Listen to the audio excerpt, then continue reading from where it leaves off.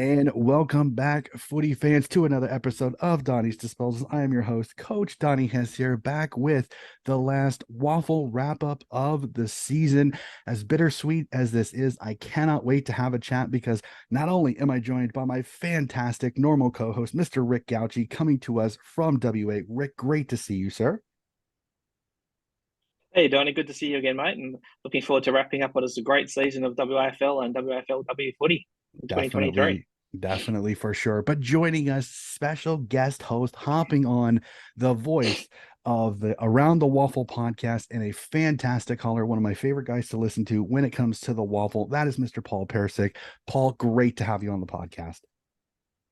Thanks, Donny. Great to be on the show. Good to see you, Donny, and good to see Rick as well. It's been a terrific season of waffle footy, culminating in a great day this past Sunday at Optus Stadium, and look forward to reviewing waffle and waffle W action here today. Fantastic. But this has just been absolutely amazing. It's been a great season of waffle footy. I've truly appreciated it.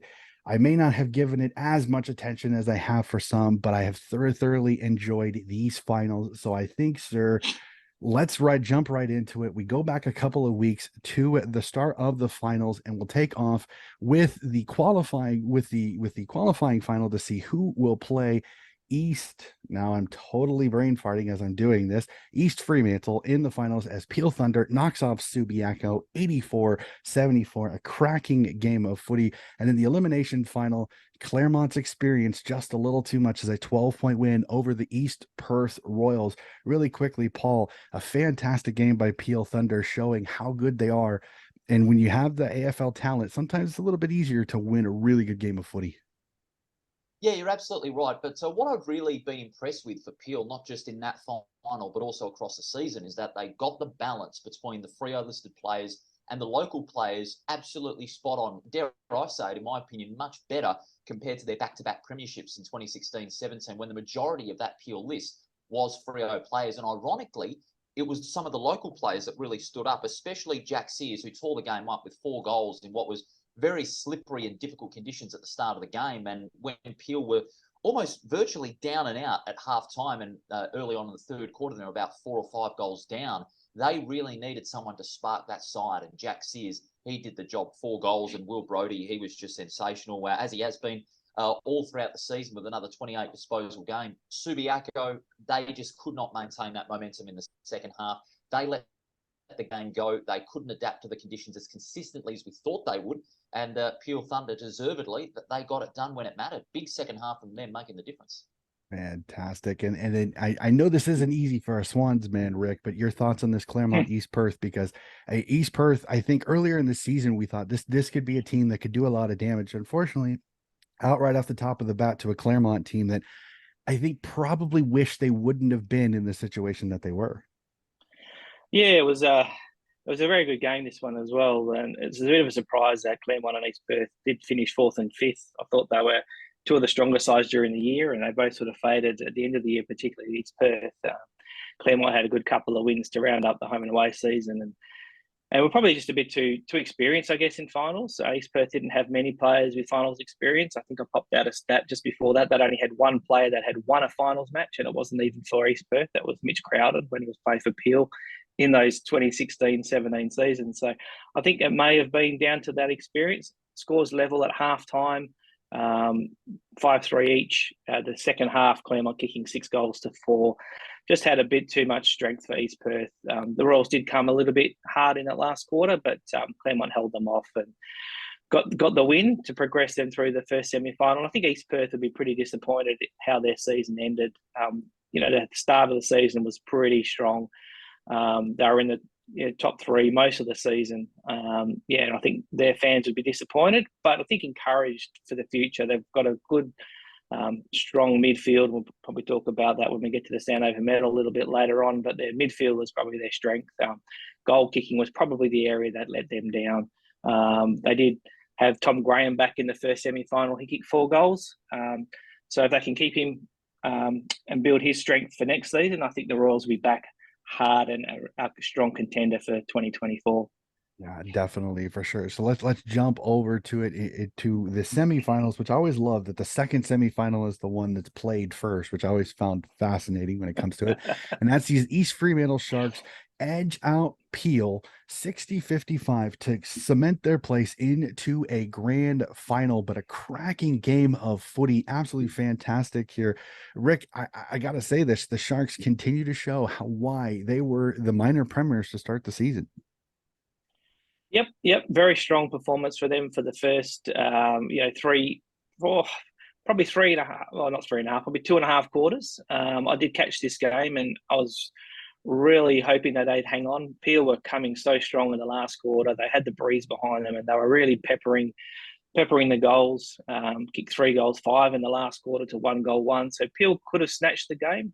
They missed, I think, from memory, and Paul could probably confirm this with me. I think it's 3 or 4 pretty easy shots on goal in the last quarter, which they would obviously be ruining, which sent them straight to the grand final, which might have given them a bit more of a rest.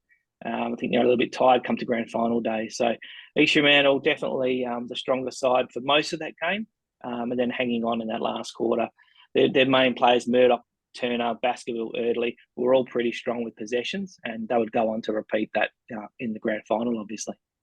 And No, then you're we spot jump. on there, Rick. Go Yes, ahead. sorry, Donny. You were spot on there, Rick. And they did miss 4 times. They missed 4 set shots at goal. And if they'd got one of them, they would have won the game. And you said it, Peel had so many chances to win that game. East Fremantle, their backline simply stopped in the final 10 minutes. They simply stalled like an old rusty car down on the Mitchell Freeway. But they did so well, East Fremantle, to start it off. And, Hugh Dixon up forward, he was crucial. And for those 2.5 quarters, Matty Jupp and Cam Moodley really shut down the Peel forward line. Definitely, for sure. And then we jump to it. Unfortunately, Claremont's season ends, I think, a little prematurely than I had tipped, at least. So, unfortunately, I know I will raise my hand on that one. Is Subiaco with a nice little 39-point smashing over the Claremont Tigers, 88-49. And I mean, just I think Claremont finally ran out of special magic tricks of winning close games because Subi just ran over them in this one. Yeah, they did. And looking at the score, it could have been a hell of a lot worse for Claremont. 12 Mhm. goals, 16 to 8 goals, 1. So 28 scoring shots to 9. A 39-point margin probably flattered Claremont in the end. Claremont third quarter kicked 5 goals, and that was pretty much the only effort really they put in for that game. I think Subi just were dominant. Liam Hickmont and Stefan Giro through the midfield, 36 and 28 disposals. They were dominant. They shut down the key players for Claremont. I think it was Jordan alone Jamin alone, that shut down Jai Bolton. Bolton only had 13 disposals, which would be one of his career lows. Even Bailey Rogers with 16. So they shut down their prime movers, and that's pretty much stopped Claremont in their tracks. CBL was a nice win for them. Mhm. Yeah, definitely. Let's jump to the preliminary final to see who will take on East Fremantle in the grand final. And Peel bounced back after the loss to East Fremantle to get a rematch as they knock off the Subiaco Lions 77-53. And Paul, again, Peel showing that they were just that much better than the Lions in this one. Yeah, they absolutely were. And it was set up at the start, 5 goals to 2 in the opening quarter. They never looked headed. They had the breeze behind them in that first quarter. And again, it was down to the local players that really stood up to the plate. Again, Will Brodie with 24 disposals. Carl Warner, again, seeing plenty of the football.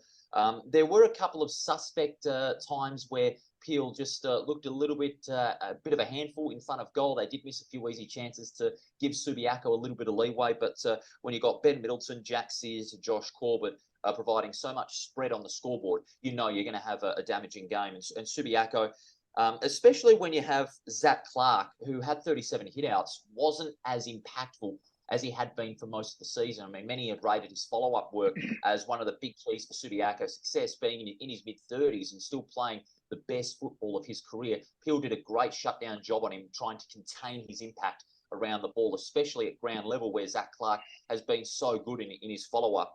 And Ryan Borchett, 2 goals. He was their only effective forward. And Peel's backline, led by the likes of Jacob Blight and Carl Warner, who had 10 marks, by the way, to go with his 21 disposals, really taking the Lions forwards out of the game. So it was a great win for Peel Thunder. Great turnout as well in Mandurah at Lane Group Stadium. I think it was one of the best turnouts I've seen at that ground for a few years now. The atmosphere there was just terrific. Peel supporters, even Freo supporters, obviously with the alignment, turning out to see some of the Freo players. It was a great job by Peel Thunder, and they deserved to be in the grand final after that win. Yeah, definitely, for sure. And we'll fast forward to it. The grand final that, as Paul said, just happened this weekend. An absolute classic. One of those, unfortunately, maybe not as close as I think some people would have expected. Unfortunately, as East Fremantle really, they started off the game hot, and Peel just never could ever catch up, as a 39-point win by the Sharks, 85-46. And as I heard on the around the waffle, fins up for sure on this one, as the Sharks get a premiership and end their drought. So my hat tip to the Sharks on this one. Rick, again, just too good a first quarter, and Peel never really could ever recover. Yep, pretty much spot on there, Donny. Yeah, that first quarter, East Fremantle get the first 2 or 3 goals in the first few minutes of the game, and you could sort of see there it was they were switched on. Peel probably not so much. And one of the things that I find with the alignment, particularly with the Peel side, is not to be too disparative towards them, but they're a bit of a front-running side. If they start to get behind, I'm not sure if the AFL players really buy in totally to say that they're really in it with their heart on their sleeve. And I think if you have a look at a team like East Fremantle, 25 years in the doldrums, haven't won a flag for the quarter of a century, the longest drought ever. They had 22 players that really bled blue and white on that day. I think that versus the half and half AFL WAFL side for Peel. The Peel players, yes, by all means, they had some really good contributors. Again, Jacob Blight, Bennell, Bell, Gray, Sears, they all tried really hard, but I just think East Fremantle just had that want more. And in the grand final, you need to want that game more than the other team. That start was brilliant. Sort of reminded me, going back, Paul, you probably before you were born, but 1984 grand finals when Swans played East Fremantle, kicked 10 goals in the first quarter. I thought East Fremantle were going to repeat that. They were just so dominant early. Peel, to their credit, got a couple of goals back in that first quarter, but East Fremantle had all the answers. Peel kept coming. East Fremantle just kept pushing them aside. And, it was a great win for them. I was in a commentary box with one of the radio stations here, Sport FM, and the main caller there is a very proud East Fremantle supporter. So I was very happy for him and a number of East Fremantle supporters for them to win. Probably 20 years ago, I wouldn't have been happy for East Fremantle to win a flag because I win them like Christmas every year. But yeah, well done, East Fremantle. I think Peel tried hard, but they just didn't have it in them. And East Fremantle just too strong through the midfield. Fraser Turner hit 37 disposals. Joyce 30, Murdoch 27, and the Simpson medal early. All of their key players in the midfield were strong, and that was the difference. Peel's midfield really had Wagner and Brody. They were the only ones that I think showed up for the 4 quarters. And East Fremantle, yep, they fins up, as they say, down at Shark Park, and congratulations to them and commiserations to Peel. Anything else you have to add, Paul? Well, East Fremantle, like Rick said, they were switched on. They had that desire to want that premiership cup after 25 years, and they were simply incredible. One special shout out must go to Fraser Turner. I mean, he's had a sensational season coming from South Adelaide in the SANFL. He's really adopted to the WAFL style so quickly. He really brought into Bill Monahan's game plan so well, and he's played some sensational football coming over from South Adelaide, a club in the SANFL where they haven't had a lot of success. Likewise for East Fremantle, and he was brought into that Shark vision for 2023. And my golly, he lived up to it. 37 touches. And he's been averaging just below 30 this season, which is still a sensational effort for a first-year WAFL player coming over from another state league. And then to take 7 marks to go on with, he was simply sensational. Billy Monahan, the coach, I mean, he's been yearning for that premiership with the Sharks since taking over in 2018. He's got premiership experience before, having won it with West Perth a decade ago. But, to see him there winning the premiership with the Sharks side that hasn't been successful for quite a long time, simply sensational. And the captain, Matty Jupp, he's really been there through thick and thin, through the tough times, even at the lowest ebb some 5 years ago. when Billy Monahan took over, to see him there on the ground with the greatest show of relief a player could ever have, a captain could ever have as well, was simply remarkable. It just tugged at the heartstrings, you know, when you see a side that has bereft of success for such a long time finally get it done in what was a real clinical display by the Sharks. And, you know, I'll do the hand signal for one day. Fins up. They certainly deserve that one. It was a great day for them. And the celebrations, I won't be surprised if they go on for a few extra weeks, because 25 years is a very long way. Fantastic. And I'm Well I'm gonna said. I'm gonna do this. I'm gonna normally I don't do this, but I have to. Paul, I listened to the episode this afternoon, the Around the Waffle episode. You have to tell us, you did 3 interviews today, and each one had the same answer for who was getting the votes off the ground. You have to tell Rick this.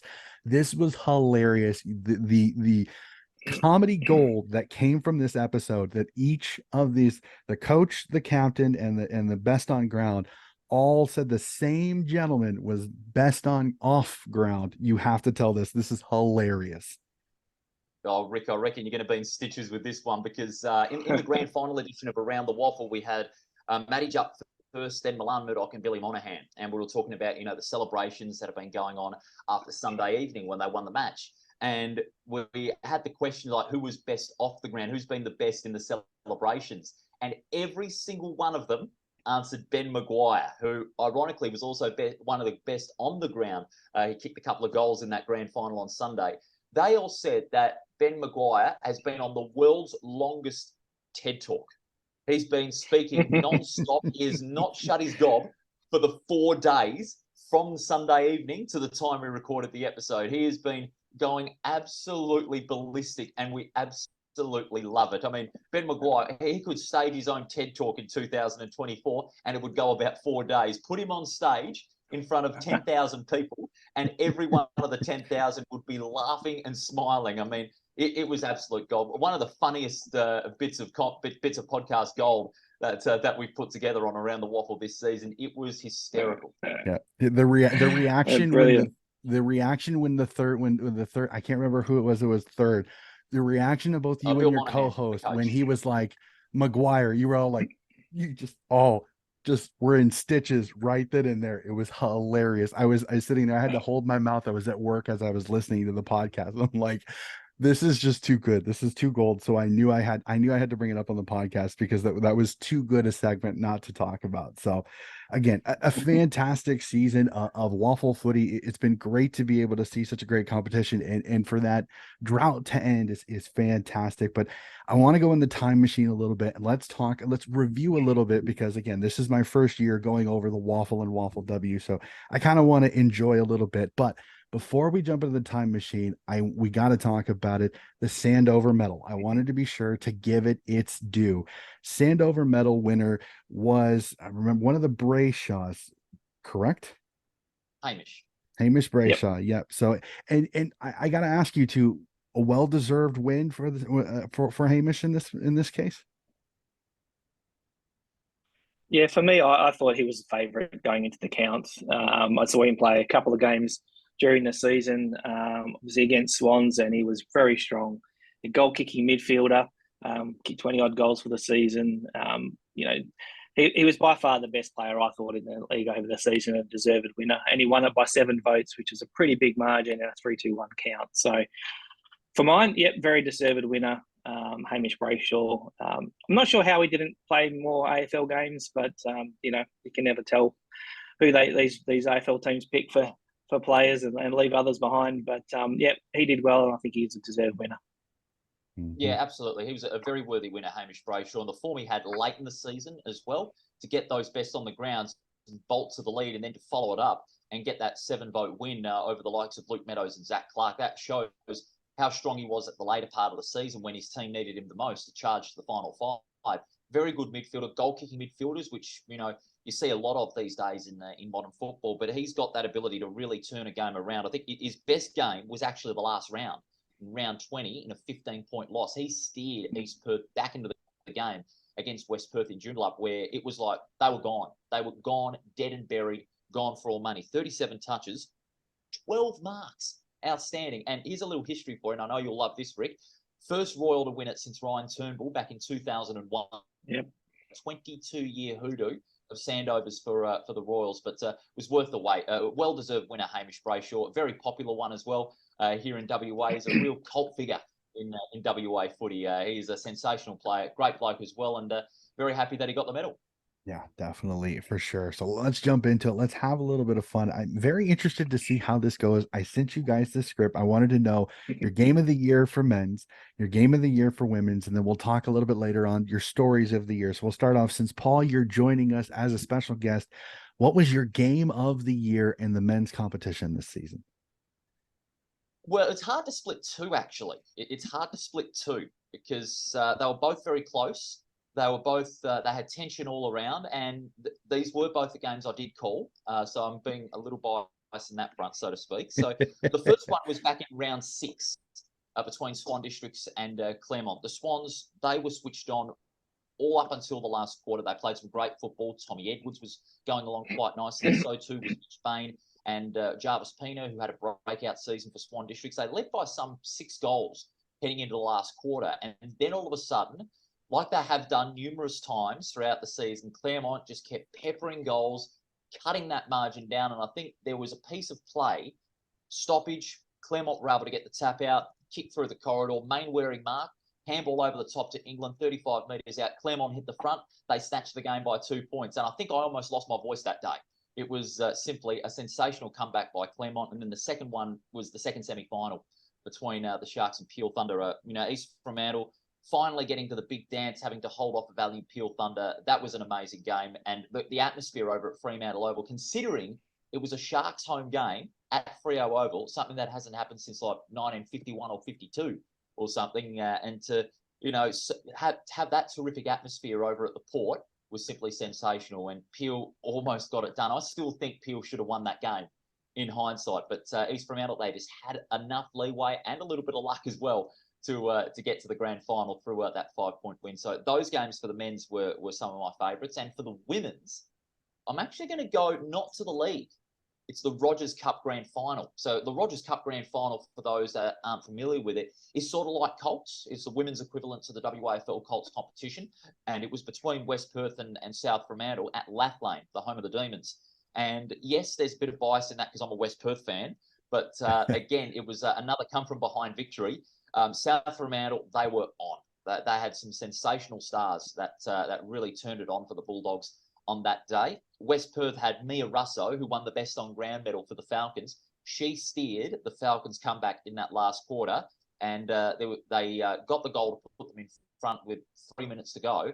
And the media facilities at Lathlane, you're in an open box, and having called that game, and when the goal was kicked to put West Perth in front, I couldn't even hear myself think. The crowd was just absolutely wild. I think it's like Bar Optus Stadium, the loudest crowd you could ever hear at a WAFL match. And then West Perth got it done out of the blue. Simply remarkable. So those are my favourite games. 2 of the men's and, of course, in the women's for 2023. Fantastic. Rick, what do you got for you? Thanks for reminding me of that Claremont Swans game, Paul. I was wondering if you were going to say something. Yeah, my least favourite game for the season. No, I think that taking my unbiased hat off, I think that was probably one of the best games I've seen. Obviously, the result didn't please me too much. That last quarter, Claremont were just brilliant. 29 points down at the start of the last quarter, kicked the first goal. I said to my dad, "We're gone." You could just tell the game was all over, and they were still 4.5 goals behind. So for them to get over the top of us in that game was pretty good. Myself, mainly seeing Swans games. I don't watch a lot of neutral games throughout the season, except for the finals. But I think the Swans and Subi game in round 14, when Swans got over the line by a couple of points, for me, that was probably my favourite game of the season. Whether it was the best game or not, the jury's out on that. But Swans had way too many close games this year, managed to get over the line in a few of them after losing the first 5 by under 10 points. That did manage to turn that around with a couple of close wins. But the Subiaco game, it was pretty much goal for goal most of the way. Swans did pull away about the 20-minute mark. We got to a couple of goal leads. Subi snatched it, and we went, "Oh, here we go again." But we've managed to get the last goal of the game, hang in there, and hold off Subiaco in that game. Tom Edwards kicking 4 goals, Chris Jones 3 up front. But young Taj Schofield, he almost won that game for Subi on his own foot, off his own foot with 23 disposals, a couple of goals in that last quarter. Had the pleasure of sitting pretty much next to his mother for the whole game, and she was screaming her lungs out and piercing my ears whenever Taj did something good. But he had a really good game, and I think that was a pretty exciting finish. Anytime it's a close game, it's always exciting, and the crowd. We don't get lots of people at the WAFL anymore, and I wish we got bigger crowds. I still remember the early 80s when 15 to 20,000 was the regular crowds. Paul mentioning the crowd at Lathlane in that final. Just the atmosphere in a WAFL game is very different to an AFL game. AFL crowds are one-sided. You go an Eagles or a Dockers game in Perth, and 90% of the crowd goes for the home team. Mm-hmm. In a WAFL game, it's usually 50-50. Yes, some clubs have more supporters than the others, but just to have that atmosphere, you can sit next to someone from the opposition and have a little bit of a jive during the day. But at the end of the day, you're all happy. You're supporting the WAFL. You're supporting grassroots football, and that's what I love. So those types of games are great. The second semi-final, that was a good game with Peel really coming hard at the end. I really enjoyed the grand final. I thought that was a quality game, and it was played well. Optus Oval is a fast ground, big open spaces. I think from a quality perspective, I think the WAFL grand final was a class game as well. From the women's side, again, you can have a look at the grand final there as another boil over East Fremantle women. Obviously, they've done the Quinella this season with the men and women taking off the WAFL premierships. But for East Fremantle to get up and defeat Claremont, who hadn't lost a game all season, obviously the teams had a draw back earlier in the season. But the grand final for East Fremantle to win that, pretty much revenging the previous year when Claremont did basically the opposite to them, winning by a couple of goals in the grand final. I think that would rate as probably the best game for the WAFL women for the season. But yeah, that's probably my highlights. Pretty good year overall. Was 30. I looked at a stat earlier. I was 35. I think games in the WAFL men's decided by up to 20 points. So it's pretty even. And the last 3 years, it's been around about 35, 36 margins in that 20-point range for the season. So that's pretty close. There was a few obviously blowouts with the Eagles, but take the Eagles side out of it. The season was probably one of the most even that I can recall. So Paul's mob obviously was pretty close to stealing a spot in the finals at the end, and my team not too far behind. So it was a good year all around, and I really enjoyed a lot of close games. There's the veiled shot right back. I just had to fold the arms there when you mentioned West Perth. Not only was it a grand final loss, but what's that old saying? All dressed up with nowhere to go because we didn't make the 5-8. I'll agree with the WAFL W grand final. That was one that I should have added in because that was a real upset against the apple cart, the form book, when Claremont went into that game having not lost a game beforehand. And they had close games in both their meetings, a draw in round 9 at the Wacker. And then Claremont had a 6-point win over the Sharks in Joondalup in the grand final rematch. And I told Donnie this story in one of the previous episodes I was on, and I reckon you'll love this as well. The week of the grand final, I had Mark Reddings, the most electrifying man in the WAFL, on Around the WAFL, and we made our tips. I tipped Claremont. You just couldn't go past them at the time. I mean, look at the side they had. I mean, it was a strong lineup. He went with East Fremantle, and I made the big mistake, the cardinal sin, in scoffing at his tip. I laughed too. I learned a valuable lesson. Never, ever scoff Skeet's tip. I learned that the hard way, and I'm still not hearing the end of it. I love it. I absolutely love it. But let me hop in, gentlemen, because I may be the host of the show, but I've been, like I said, been keeping track of it.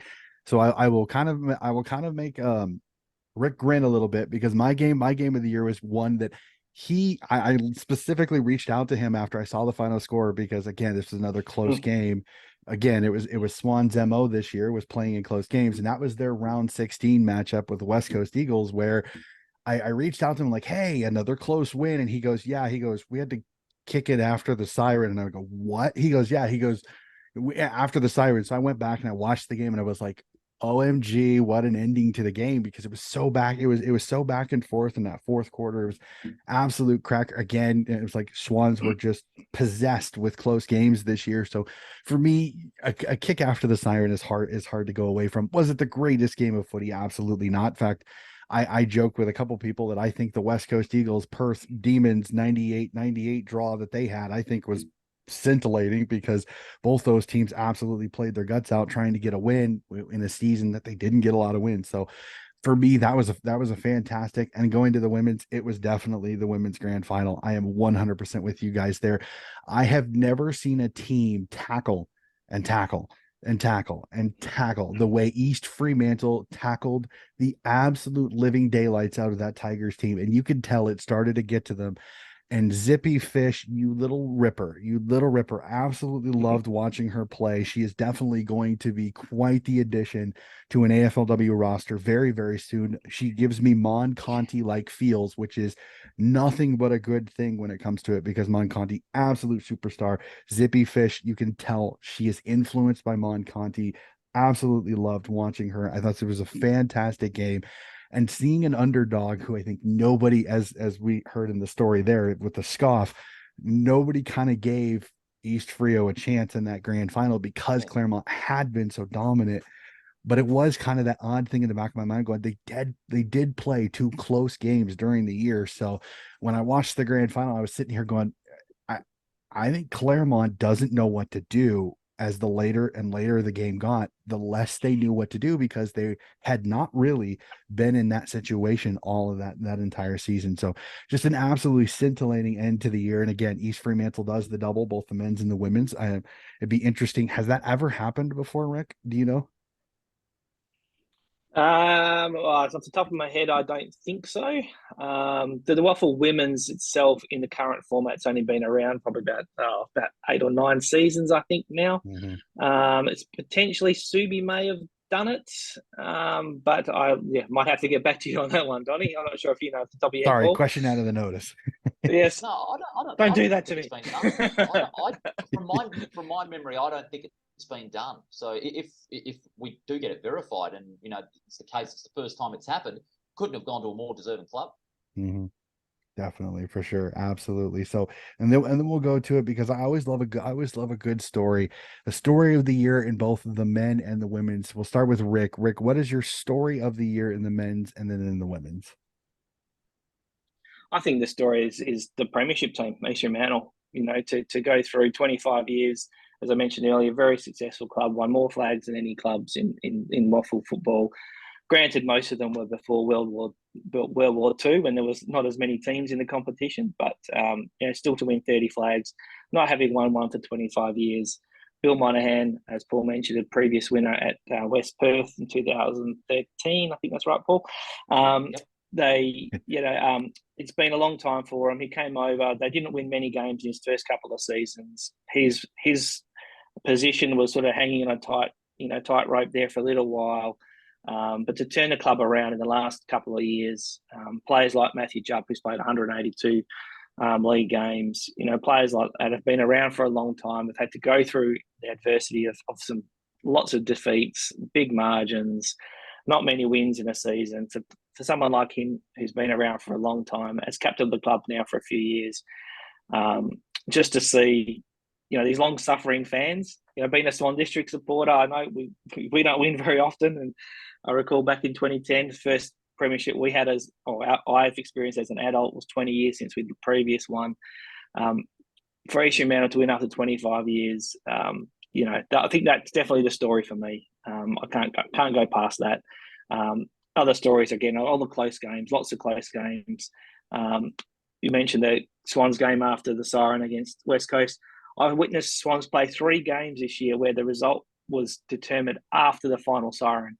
And in my entire 43 years of watching WAFL football, I can't remember any more than probably 2 times that ever happening in that period of time. And I've probably seen 700-800 games of Swans in 40 odd years. So to see 3 games after the siren decided, where we won 1 or we won 2, and lost 1, I think close games mean obviously a good competition. So I think that all goes well again for the future of the WAFL. But main story, East Fremantle, winners after 25 years.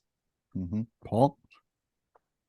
Yeah, I'm going to say the same as well. Both the men's and the women's have been East Fremantle. You know, to do the double is very, very rare. You know, amongst any level of football, whether it be here in WA, South Australia, or Victoria, or any other state or territory, to do the double as well. But I'm going to go off the norm, say, as well. And as far as news is concerned, in the WAFL, it was the story when South Freo were in the salary cap, saga as well. That we did not see coming.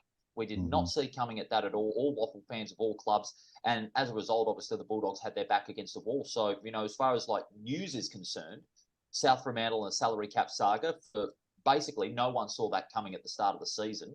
But South Fremantle was still able to remain competitive in games. So and they matured some good players.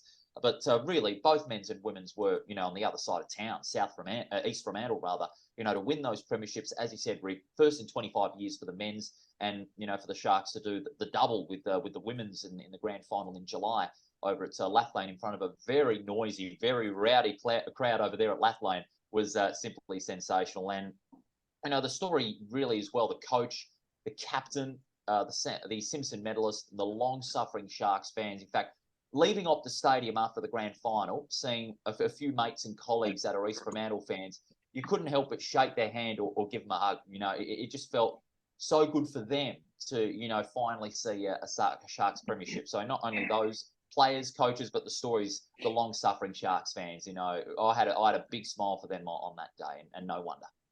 Yeah, I will chalk it up all three. The story of the year is the same thing as East Fremantle. Like I said, seeing a drought end is always fantastic. I still talk with a few fans sometimes online when it comes to it, with being a Swan supporter, the 72-year drought, and hearing grandmothers getting tattoos and things like that. So it's to see a 25-year drought, not as nearly as much, but it's a long time for a quarter century. I mean, there are kids that never saw an East Fremantle grand final win. So it's great to see that. And then I'm 100% with you. The spoiler of the year, because I think everybody had chalked up Claremont to win the women's because of their dominance. And for East Fremantle, like I said, for me to tackle their way to a premiership was absolutely sensational. I'm loving seeing the progression of women's footy in all of the state leagues. I think the WAFL has really progressed. They added East Perth this year, which I think it was difficult to watch their games at times, but the progression got better as the season goes on. I think it's one of those, like all the competitions, the first year is going to be rough. You absolutely know that. But the fact that if I heard correctly, I think Perth was competing in the Rogers Cup this year for the women, correct? Yes. So so potentially we could see all of the 9 unattached teams get a team into the WAFL W very, very soon. So it's nothing but positivity. So I'd almost want to go as the progression of women's footy in the WAFL, and as you said in the grand final, so many fans out to watch women's footy is fantastic. I absolutely love it. So many great stories. So we go from this year. I kind of want to have some fun a little bit, because we're at the end of the year. We're going to take a little bit of a hiatus. I want to have some fun. I want a bold prediction. I want something for next season that you could potentially see happening that nobody may see. So Paul, we'll start with you. A bold prediction for next year in the WAFL or WAFL W. Well, I'll go with the men's WAFL first. I reckon we're going to see a break of the finals monopoly in 2024. You see the likes of, West Perth, Claremont, Subiaco, getting into those final series. Out of those three, I reckon only one of them will make the 5 next year, and it is not going to be West Perth. It's not going to be West Perth. Yep, call it a big shock, but I don't think it's going to be West Perth this year. That'll make the 5. I'll give you the 5 teams that I reckon will make the 5. East Freo, East Perth, Claremont, Subiaco, and Swan Districts. With what Swan District, I know that'll please you, Rick, but Swan Districts, with the competitiveness that they have got, and the new coach, Andrew Prune, I mean, he's a solid coach, good experience with all the other levels in WAFL football. But the fact that they got so close against so many finals teams, including the reigning premiers, West Perth, well, the former premiers now, to get within 7 points and then to beat them at home in Joondalup, which was a huge boil-over, that they showed not only with the games against the Falcons, but also the likes of Claremont, the likes of East Perth and East Fremantle at times, that they can get competitive against those finals teams. And I reckon we'll see a greater step for Swan Districts this season and see them in the 5. So I reckon the break of the finals monopoly will occur next year. Fantastic. Rick, got a bold prediction for next year. Okay, my bold prediction for next year is Swans will win the flag and be undefeated, and win every game by 10 or 15 goals. Realistically, as much as I'd love for that to happen, I can't see that any chance of that happening. But I think one of the things that I predicted at the beginning of this year was, I recall we had a conversation after the preseason, and West Coast were 3-0 in preseason, and I said I think they're going to be the big improvers. Well, how wrong was I at that stage? But I think they will be much more competitive next year. I'm sure the Eagles AFL side can't have 3 years where they're struck down with injuries and stuff like that. With going to the draft, I think they'll get some good young kids in there to boost their side. So I think, looking at the Eagles side, I think they'd win. Probably not enough to make the finals, but I think they will win probably 5 or 6 games next year, which would be good for the competition, and we'll even it up a little bit more. As far as, looking at who's going to win the flag and the top 5 or what might happen next year, I think it will continue to be pretty close. I think West Perth coming home with a wet sail last season sort of reminds me, and I like to talk back in the olden days, but in 1979, Swans finished the season with 5 wins in a row, won the next 12 in 1980, and then there was basically premiers next 3 years. I think West Perth with that momentum can get them back into the finals next year. I think it's very hard to tell though at this time of the year with who's going to leave the club, who's retiring, what players are moving on. The WAFL, there's usually big turnover of players after each season. Paul mentioned Swans, and as much as I'd love to see them improve, we're losing a lot of players that I'm aware of, or that the rumour mills have started. Some of the players like Fisher, Palmer, Jones, Kemp. So a lot of the Victorian recruits, in-state recruits, are either going home or looking at finishing up. Depends on who we get to replace those players. Yes, we've got some really good kids, and I hope that the kids do progress. Swans won the Colts flag a couple of years ago, have won the reserves flag this year. So got lots of good young kids coming through, and I think West Perth have got some really good, strong kids coming through. I think the 5 won't change too much. I think Subi, I think they're losing some experienced players as well. They may drop down a bit. I know I'm not really giving a direct answer here. It's quite a tricky one for me, but I think the 5, maybe Subi may drop out and either West Perth or Swans come in, and maybe Claremont also may drop down a bit as well. But depending on players like Bolton, whether he hangs around for another year and tries to get that elusive premiership. I think East Fremantle, premiers going back to back is a strong possibility. They haven't done it for a long time. But a key for East Fremantle, is there going to be any penalties? And we haven't sort of talked about that today, but the salary cap penalties that are hanging over their heads, could they start -8 like South Fremantle did this year? If that's the case, that's going to be a long way back for them. So, so that's sort of where I'm thinking for next year. I think it's another very tight year with, again, probably 6 or 7. South Fremantle back in a chance to make finals again. They blooded 17 first-year players this year. That's only going to help them. So I think 7 or 8 teams again. Sorry, Perth and West Coast probably not going to make the finals again, but I think it should be nice and tight again in 2024, and I look forward to it. Yeah, I'm really looking forward to myself. Unfortunately, I'm not going to take a stab at this one because I'd be really jumping. I'd be shooting in the dark here. I'd be shooting very, very blind when it comes to it. But I will definitely look forward to it, and we will definitely catch up again. But gentlemen, this has been a fantastic conversation again. I thoroughly enjoyed being able to sit down and talk WAFL. Again, Rick, just a huge thank you to you for hopping on this season and walking me through this as much as possible. It's been absolutely fantastic. And Paul, again, thank you so much for hopping on for this episode and going back and forth with me a little bit, because again, I've loved hearing you on the calls of several of the games, and listening to the podcast has been absolutely fantastic to get a little bit of more information that I can't always get sometimes, because these games are starting at 2 or 3 in the morning. So it's not always easy for me to catch every single game in its entirety. So having that ability to listen to your breakdowns on the podcast has been fantastic. So to both of you gentlemen, thank you so much for everything that you've done, not only for me, but for the podcast as well. Thanks. Yeah, my pleasure, Donnie. And yes, and I've said to you plenty of times throughout the season, it's been amazing that, that we're talking here in Perth to a guy over in America.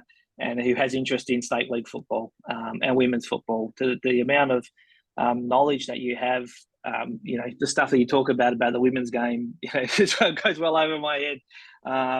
For someone who has so much interest that you do over there, it's amazing. And please keep it up. Good luck to your side in your national champs this weekend. And I look forward to doing this again with you next year and, helping you get a bit more understanding of the WAFL.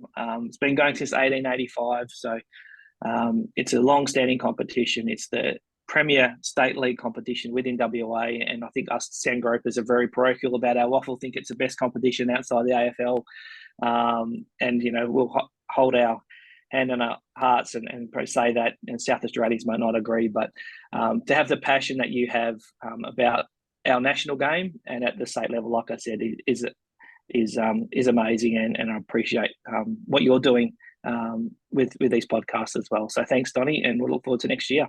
Mm-hmm.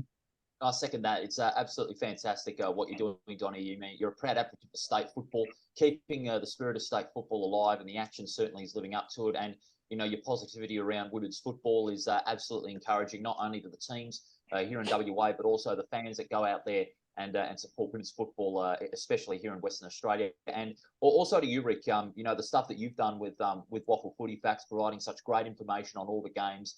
And it provides a great help with the games that I call. It helps out with the preparation as well. So you've done a great job as well. And the time that you spend on WAFL Footy Facts, putting these facts together, absolutely tireless. And you put in a hell of an effort this year. So job well done to both of you, not just Donny, but to Rick as well across the season. I truly appreciate I truly appreciate the kind words, gentlemen. I really, really do. It's a labor of love. It's not always easy, as I was kind of telling you guys before. It's a 5 podcast week for me, so I'm running on empty a little bit, and still a fun, exciting weekend with grand final and women's footy still to chat with. In fact, as you're discussing this, I'm trying to keep an eye on our group for our national championship has just come out, but I don't want to put this on the podcast too much because I'm still going back and forth with my guys. I just found out our group here, and not an easy group, but a group I think we can have some success if we can get started off really, really well. So ladies and gentlemen, that is going to do it for the last WAFL wrap up for this year. Again, we will continue to do this, and as always, during the off season, we'll have my supporter series, and I'm going to try this off season to talk with as many of the clubs, a supporter from all the clubs of the WAFL besides West Coast, because that's part of the AFL. So we'll try to keep it to all of the unattached WAFL teams. Hopefully I can get one from each of the WAFL teams. So if you know any fans that are interested in telling me their story of why they support whatever club it is in the WAFL, would love to have them to reach out to me so I can sit down and have a chat with them during this off season. That is going to do it for our episode. Again, thank you so much for listening. We'll be back again with more WAFL coverage over the next season. Cannot wait. And we will see you again very, very soon.